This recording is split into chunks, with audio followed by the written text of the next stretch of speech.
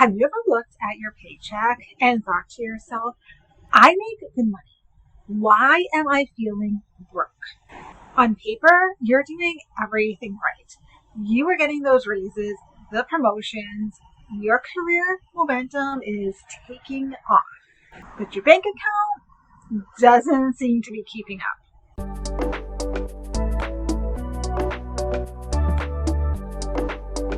In this video, I'm going to walk you through 3 ways to relieve financial stress even when you're making a good salary. We're going to build a system that makes your money feel intentional and consistent.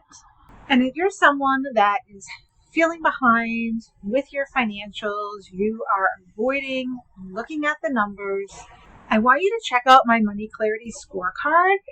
It's linked in the description below. It's going to help you pinpoint where your stress is coming from so you know what the next steps are. So here's the truth. Having a higher salary does not necessarily translate into financial security.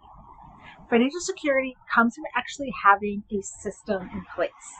Because when you don't have a system, that's when lifestyle creep starts to happen. You start being reactive with your spending, and you end up relying on that next paycheck, even when you shouldn't have to.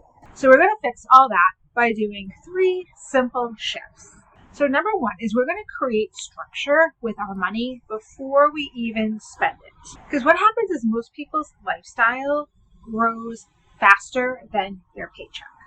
And this is totally normal. So don't feel bad at all if you're nodding along in agreement with this. So let's talk about what this looks like, right? So you start making more money, right? You get that next level of promotion. You get a substantial pay increase. You start getting that nicer apartment. Start going out to more dinners, maybe fancier restaurants. You start traveling more, upgrading your subscriptions or upgrading your services at the spa, buying that luxury car. And don't get me wrong, none of that is bad. I want all of that for you. But you just have to have some planning in place around it. What does this look like? You want to get really clear on what your income and expenses look like before you do anything. You want to know at the beginning of the month how much of your income you want to be saving, how much do you want to be investing, and how much do you want to be spending. You're going to bucket your income into different categories so you know where your money is going throughout the month. Number 2 is we're going to stop relying on willpower and automate our priorities. If your finances depend on how disciplined you feel at the end of the day, you're not going to get your finances looking how you would like them to look. Because life happens. You have a lot on your plate. You're tired. You're stressed. You have a lot going on in your work and your personal life. And usually the last thing you want to do at the end of a long day or on your weekends, your precious time off, is to look at your finances. So we're going to take that out of the equation. We're going to set ourselves up for success. And how we do that is through automation. I am a big fan of this. We're going to automate the bills that we have to pay so that we're never late. We're going to automate how much we want to be put into our savings account, either each pay period or once a month. We're going to automate everything that we can so that it's operating in the background and we do not even have to think about it.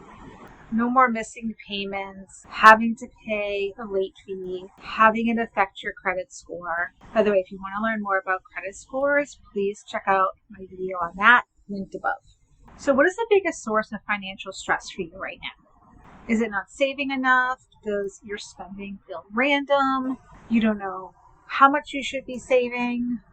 Let me know in the comments below. So number 3, we're going to define what financial success means for you. And this is the part that most people skip, but I love this part because it is individual. It's different for everyone. It's customizable to you. This is really looking at your goals, both your short and long-term goals, and deciding what is important to you. How do you want to spend your money? How do you want your money working for you? And that could be totally different than your best friend, your sibling, your coworker, because we all have different values. Maybe it's really important to you to be able to own a home and you want to have enough for a down payment. Maybe you absolutely love to travel. You want to see the world and you want to have the finances to do that. Maybe you absolutely hate your job right now and you want to have the freedom to be able to leave it even with not having another job lined up. If this video was helpful, please give it a like and make sure you subscribe so you're notified of my future videos. I'll see you in the next one.